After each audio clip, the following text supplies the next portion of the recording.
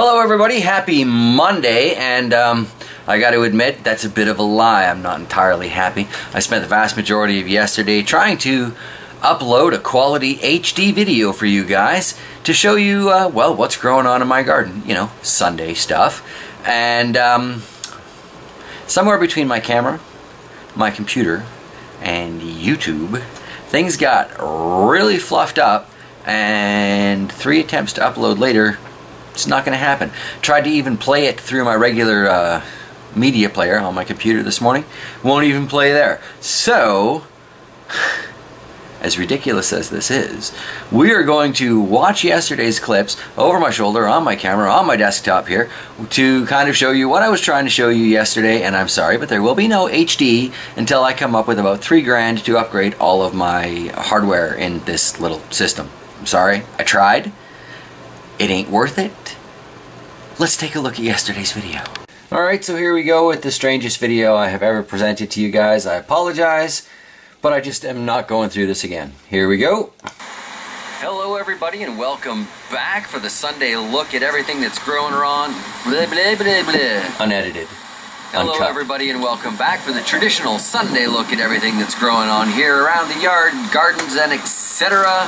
I was doing some looking inside this camera. I've got my ancient old little handy cam, and I found a setting that said it would reduce wind noise when using the internal mic.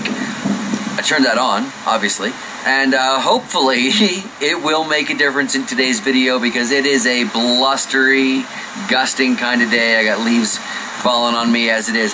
So yeah, hopefully that will knock it down for all our sakes. Let's get started looking around the garden, and yes, I apologize for whatever wind does remain. Alright, next clip. Isn't this bizarre? So one of the first things you see stepping out what we basically use as our main door, although it's kind of a back door, is this hanging planter that I stuffed those 4 tomatoes in oh so long ago. And the robins have come by. Do you see that? Nipped right off. I'm pretty sure it's the robins anyway, because I'm not finding any little green globes down in the mess at the bottom here. Haven't got anything to go actually ripe yet, but I think what I did here is I put too many plants in this little tiny planter, and the roots are taking up so much of the space that no matter how much water I give it, it's not enough, because I fill it until this bottom thing overflows, and you know, turn around an hour later, it's completely dry, still looks terrible. I don't know if this plant is going to make it. I may have to consider cutting a couple of them out of there. I'm just not sure, but failing all else, at least I will have gotten green tomatoes out of this, so that is acceptable. You know, moving down from there, we've got our red currant bush. There's a couple of red currant sticks really at the moment, but it is bushing out. You know, the years add up, and look at that. Very pretty. Nice, tart, delicious bit of goodness there.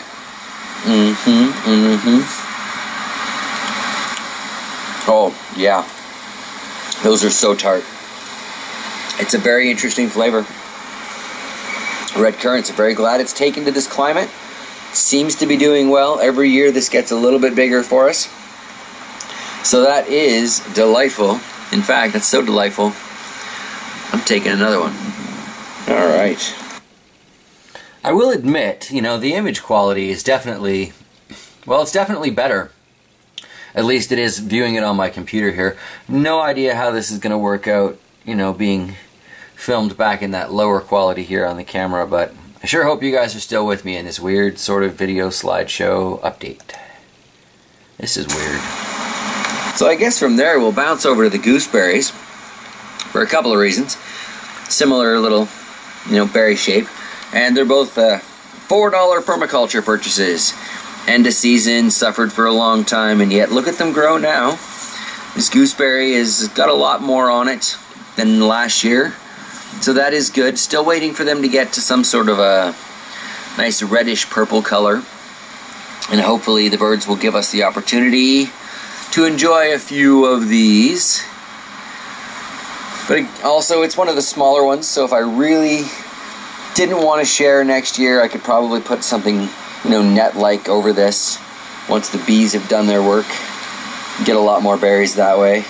Would probably reduce the wind bashing things around too, which I suspect cost more than a few of these berries over the course of the season so far. It's a nice chubby little berry in there. Ow, those thorns got some effectiveness to them though. Sliding up from there, we've got the newest raised bed. Oh, I hope this wind reduction thing is working.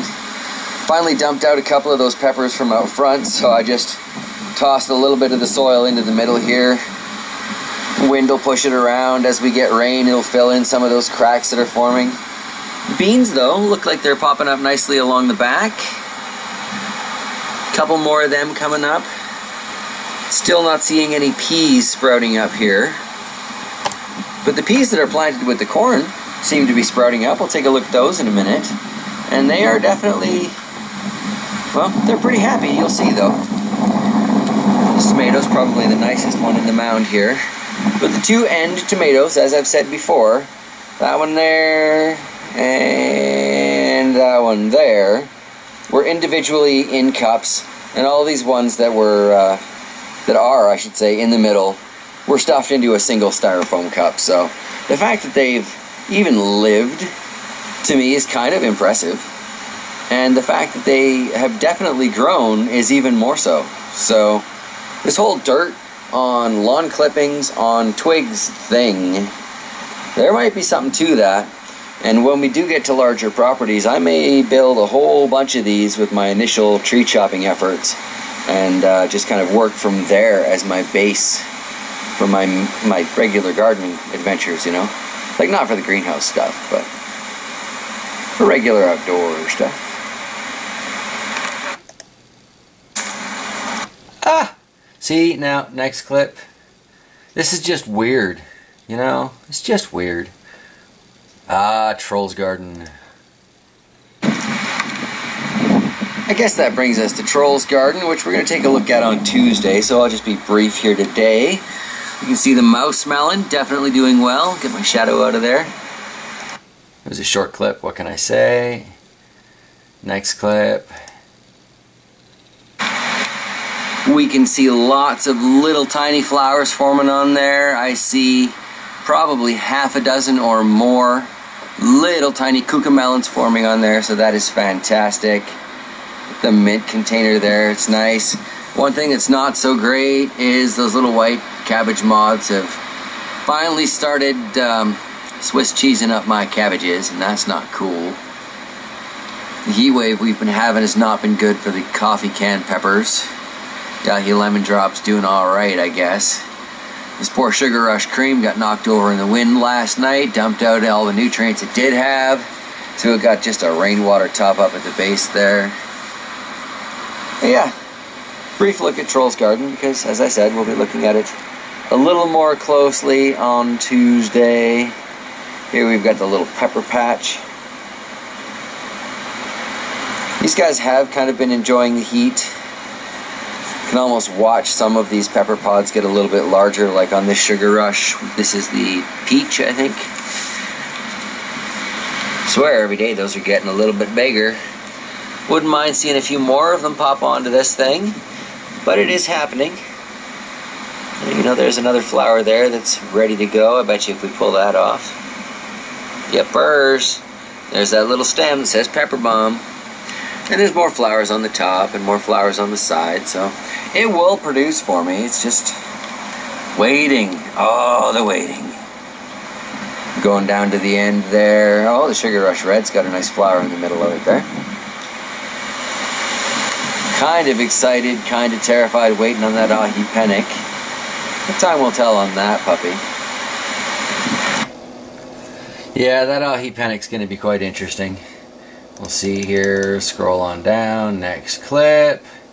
Ooh, the squash. Well, the wind is continually knocking my little honey bottle out there. But for the few days that it did stay in place, these squash did look a little bit better. So a larger, sturdier version of the same idea is probably a very good idea. Now, when it comes to next year, I do not think I will be growing any squash in these planters. I'm just not happy with the way this looks. And when I grew them in the bunker garden, which is another one of those soil on grass cuttings, basically, setups, the squash did really, really well. You've got to water this heavily to really soak down that straw and those lawn clippings, as I said, but once they do get soakered in, it holds that moisture for a good long time. And I really wasn't experiencing any of this sad looking wilty sort of squash plants. In fact, when they were growing in here, they were kind of productive. So yeah, that giant pumpkin grew in here and did very well. Right now we've got the tomatoes in here. They are doing very, very well. Well, some of the tomatoes in here. It's just a forest. I haven't done anything to open up airflow in here yet. Just so many other projects on the go. This is the Celebrity Hybrid in the middle though, but we can see cluster there, cluster there, cluster there, cluster there, cluster there, cluster there, cluster there, cluster there. Attention, Canadian gardeners! Celebrity Hybrid is a good choice. If you're looking for something productive, don't mind starting it a little bit early. Ka-chow! I'm really impressed by that. And this one on the end here is the Better Boy. It's got so much weight on it that it's keeps knocking the cage over. It also though has cluster, cluster, cluster, cluster, cluster, cluster, nice cluster there. I don't know if we can see it, nice little cluster there. And those are just the ones that I can get to easily with a camera in one hand, so that's not bad. What do we got going on here though? Pop that one off. Is that bruising damage? Because if it was at the bottom, then that would be blossom end rot, right? So I think that may be just cage bruising. Either way, done with that one. The corn, hey, looking good, looking good. Even that little tomato on the end's looking all right. Not the nicest tomato on the property by any means. I mean, look at the bunker right behind it. But speaking of behind it, along the back row of corn, the peas seem to be doing the best. In point of fact, pea, gonna be nibbling on that. Oh, here's another one. Gonna be nibbling on that. Oh, immature peas, some of the best things from the garden. You hear that crunch? Oh yeah. And that was delicious, y'all. Definitely seems to have been a good idea. I mean, I kind of knew in the previous years that I wasn't giving the corn enough space. But I need to know why. I need to try things that I know are going to fail, so I see why they fail. So I know where there's room for improvement and what's already being done as best as it can, really. So, corn definitely needs space. I know this now. I'll give it space in all future gardens. 2 years of sacrificial corn. Still looking forward to some production there, though. Here we've got the carrot row. Well, rows. The greens from this are getting much more visible. That layer of lawn clippings, even though it's only one layer thick, you see the difference it makes for weeds. So I'm definitely going to come through here with the push mower, mulch in those other two after a quick batch of weeding. And yes, hopefully we'll get some nice looking carrots out of this year. As I finish off that second pea, crunch, crunch, crunch, sorry. Let us look and see if we can find a sampler that just maybe has a bit of a root. Well, that's cute. Little baby carrot with dinner tonight. So seeing as how we've got plenty of garden to go, or garden season to go, I suspect we'll get some very nice looking carrots out of this. I think this is what, $4.50 or whatever for the seeds, so shouldn't take too much to recover that. Sliding over, we've got the thistle and radish flower beds. Well, bed. Definitely time to cut down the thistle. Looks like it's going to go to flower any second. They're pretty though. So it's half tempting to leave them around. Bee food, butterfly food, and all that. For the last little while, I was noticing that these radish flowers seemed to be keeping those little white moths busy. I mean, you'll notice there's a couple in there right now. One possibly being stalked by a dragonfly. Not quite sure what their relationship is. But lately, it's not enough of a distraction, because it is going into the Brussels sprouts, which I noticed on one of them. Let's take a look in this back corner. I think it's probably going to be the best bet. It's actually started to form the little sprouts, which is excellent. Some of you may recall when I tried growing these back in what, 2012, 2013, and they were completely ravaged by bugs. That was a major failure on my part. They lived in a flooded toad, and just all kinds of things went wrong with that. But these look like they're going to be a really nice harvest. And our first year that we were here, we had tomatoes growing where the corn is now, and a couple of Brussels sprouts in the back of that. And those Brussels sprouts did fairly well too. So I think I have a good future with Brussels out here. That would be lovely. Got a ravaged cabbage there. And then this bed, the potato-tomato bed, we have our Sweet Aroma hybrids. We've had tomatoes on here for a little while now. Still not getting any color in there yet. But the numbers are definitely there. You can't really see it. There's a little cluster going on back there. And there are flowers on these others, so the follow-through is coming along. Coming along. Very exciting. And the tomato patch, tomato grove, tomato forest. I call this so many things. But here we have evidence of more wind damage. Getting smashed up against my little stake here. So that was not my brightest idea. But that's okay, that's cool. Man enough to admit when I'm wrong. That's the only way one really learns. I still need to get this up into some sort of a protective cage, but look at that cluster. 3, 4, 5, 6, 7, 8, 9, 10 tomatoes right there. Beautiful. I need somebody to hold these up next time I'm mowing the lawn, though. I tell you, mowing around these things on that riding mower. Shocks called it the other day. It's like a strange sort of ballet. I believe this is the Broad Ripple Yellow Currant from Rob Bob. Lots of nice little clusters on here. I don't believe these tomatoes take terribly long to ripen. So that's going to be wonderful. Definitely get quite a few from that.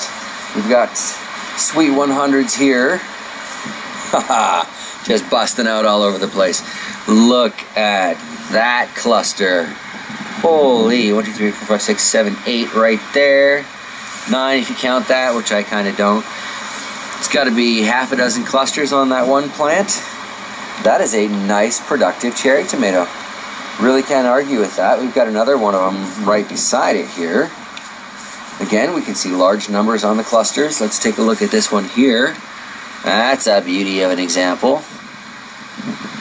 A lot of nice looking little tomatoes in there, even with the robins robbing me blind. Because now we know why they're called robins, don't we? I think if we slide over here, this Fallen Warrior is one of my grape tomatoes. Let's wrap you back up here, buddy.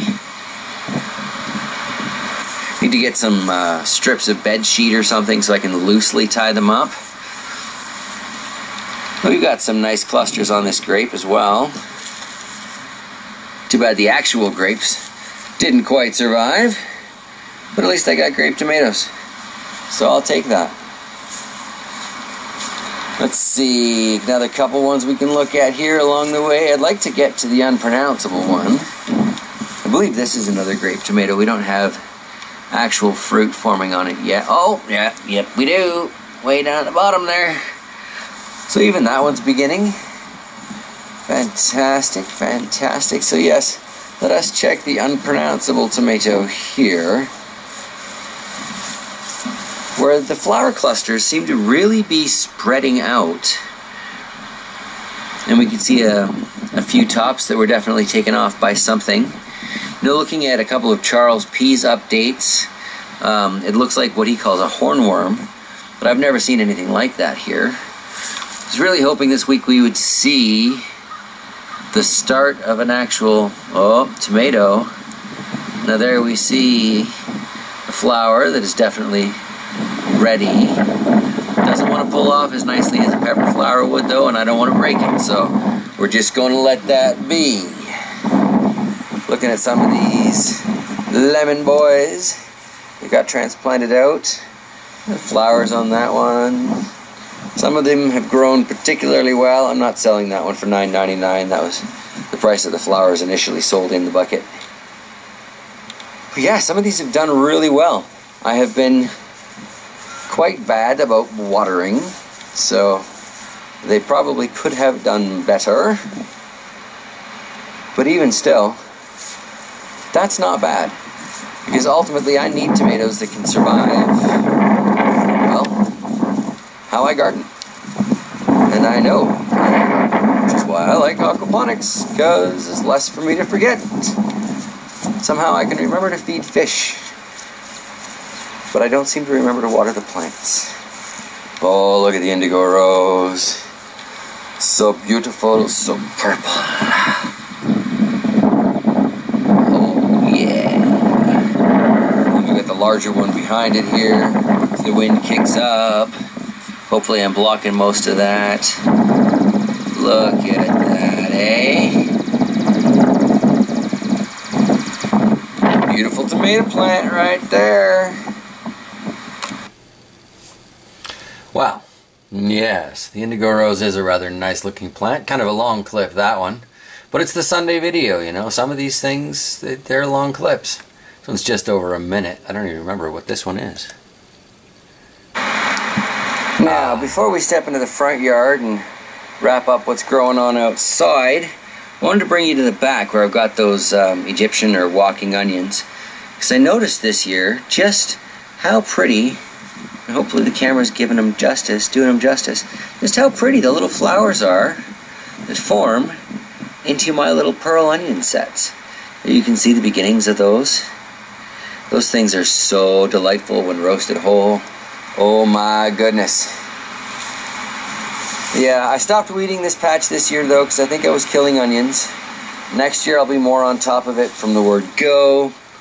Hopefully I won't slaughter things by trying to save them. We've got a nice little cluster of onion sets that have formed.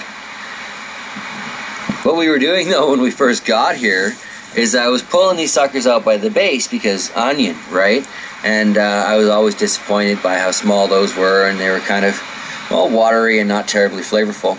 And then we realized a little while later, like a couple years later, that these little tiny onions on top, that's where it's at. That's what you grow these things for. It's got nothing to do with the ones in the ground.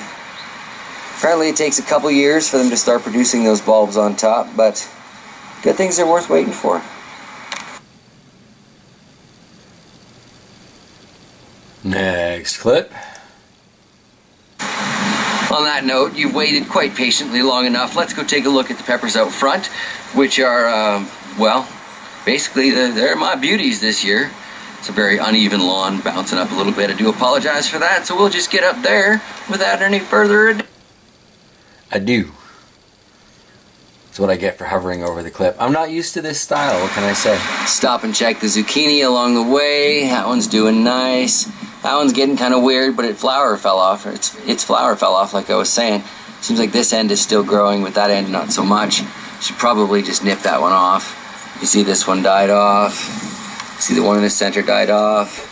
That one's got no flower. It's probably going to die off. All right, someone's at my door. Need to come in. All right, well, that was a nice little visit with my father. He's just popped up from Winnipeg on his way through, so sorry for that brief interruption. I think we were pretty much at the end of that clip anyway. So now we're carrying on. I believe we are at the peppers along the front of the house here. Let's find out. And then it's a miracle. I finally got around to weeding these front row peppers here. The red demon's starting to produce. Got a few sharp little peppers on there, so that's exciting. Still waiting on actual pepper pods on this paper lantern. But it's definitely the nicest of the paper lanterns I got going this year. And actually, now that I stop and think about it, this is the last paper lantern I've got going this year. I think I killed the only other one downstairs trying to put it in the aquaponics.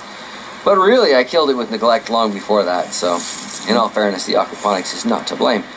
Here we have the Matchbox pepper. Little cup kind of tossed off to the side casually, but lots of life in that little beauty. That is exciting. No color coming on those peppers yet, but these things take time. It's only July. And if you caught yesterday's video, we took a quick look at the chard and the kale up here. What we didn't really get to see was the beginnings of the ravaging of the cabbages up front here.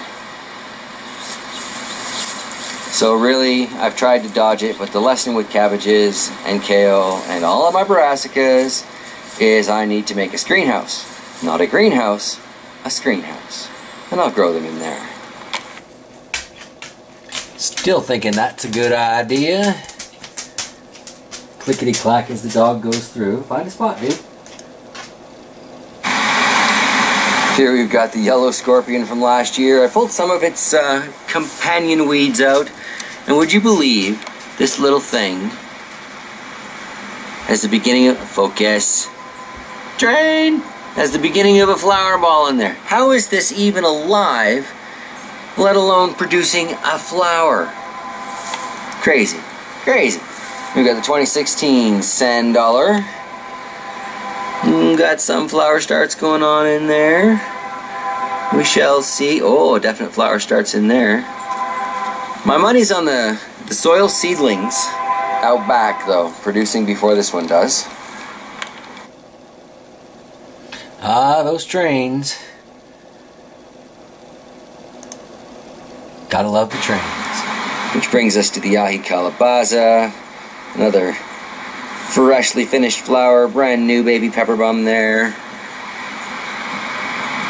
Kind of interesting what's going on at the base of that one. It almost looks like it tried to form a second pod. Train, yeah, I gotta love the trains. But you know, that said, I would rather listen to the trains go by than have the planes overhead, like when we lived basically at that other airport. So, yeah, I'll take it. Sometimes you get kind of a nice vibration when you're lying in bed and the trains are rumbling and everything. The Ahia Huchapan. Well, shouldn't have pulled that. But we can see lots of fertilized flowers, lots of baby peppers, more fertilized flowers. No orange yet. Hopefully the green and yellow variation shows up a little better now too. I saw a setting on here for more colors. So, yeah, I don't know. I've had this camera for years. I still don't know how to use it as well as maybe I should. The El Oro de Ecuadors are coming along beautifully. Got some nice size and shape to them. Good numbers of them. They are just everywhere on this plant. Continually producing more. Even in this heat wave, I've got flowers, flowers, flowers, baby peppers, fertilized flower. There's a fertilized flower. So yeah, that may be my greatest pepper plant of all time. I'm still leaning towards that is definitely the nicest pepper I have ever grown. And then while we're up here listening to the gentle rumble of the train, we'll take a look at these Saskatoons. Oh, these things are so good. I know, Punky, you said you may have found one of these on your property. If this is what you're looking at, then you are a happy camper.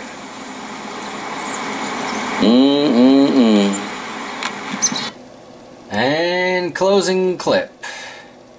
If you're still with me to this point, people, I really, really, really appreciate your patience. I gotta fix that waffle iron and make myself some Saskatoon berry waffles. I was talking to Shocks about this the other day.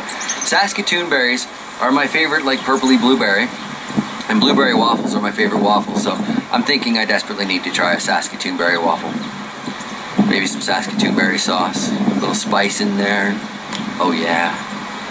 Oh yeah. Anyway, I think that's where I'm going to wrap it up today. We'll take a look at the aquaponics early in the coming week, and I may or may not be throwing something up on one of the other channels on the, tomorrow, being the Monday, so-called me day. But I get bored with me pretty fast. Yeah, that worked out. Let's get back to hanging out with you guys. I think it's probably going to be a good plan there. Otherwise, as far as this channel goes, yeah, Tuesday we'll be taking a look at Trolls Garden, seeing how it survives the rest of this windy weekend, and take it from there. Alright everybody, I'll see you later. In a perfect world, eh? Alright, well, I'm still going to have to edit all this and see how it actually came out in the HD on the standard, this is crazy. I can honestly tell you, looking at the video clips, the image quality, it's obvious. I understand why so many of you have commented over the years, we'd really like to see you in HD. The problem with that is that this does not look fantastic in HD. And of course, as we've experienced over the last couple of days with yesterday's video update, my computer doesn't necessarily like it. My camera does a pretty good job with it. I am impressed with the image quality that came out of that, at least viewing it on my desktop. I have no idea how it's going to look now, but yeah, I'm going to have to leave it at the regular quality. I am going to go back into the camera, see if I can find that wind reduction thing again, because I reset to defaults. As soon as I saw that was not working, I just reset this thing. So yeah, I'll have to find that again. Not going to play with HD. Bear with me, guys. Sooner or later, I'll get a new computer. I'll be able to do this, but it's not in the budget right now. There's just too many other things that I've got to get going instead. A generator. I could buy a generator for the same price as a computer and get a lot more use out of that long term, right? So yeah, one has to make decisions. And I am going to decide to shut up at this point. I will see you guys tomorrow. Camera will.